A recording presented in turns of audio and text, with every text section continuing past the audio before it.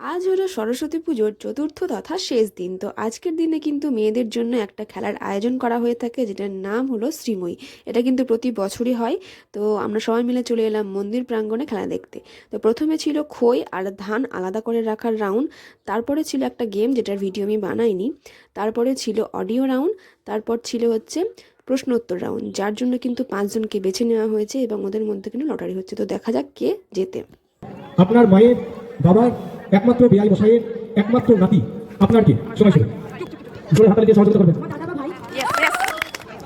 তো প্রশ্ন উত্তরের পর কিন্তু মাত্র 2জনকে বাছা হয়েছে 5 জনের মধ্যে। এই যে দাঁড়িয়ে রয়েছে এই বৌদিটা, আর এই যে রিমঝিম, ও আমাদের পাশের বাড়িরই বোন হচ্ছে সম্পর্কে।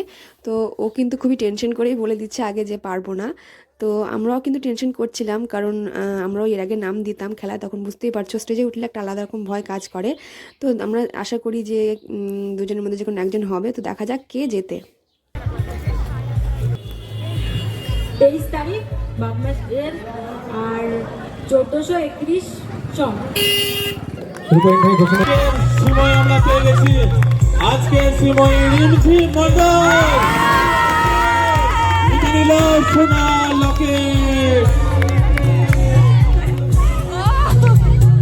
দ্বিতীয় স্থান অধিকার করেছে সঞ্চিতা মন্ডল এবং তৃতীয় স্থান অধিকার করেছে বর্ষা মণিমঞ্চে। ভালো লাগছে। আর আমি বিগত 2 বছর ধরে খেলছি, তাও কিছু পারিনি, এই বছর পেয়েছি। আর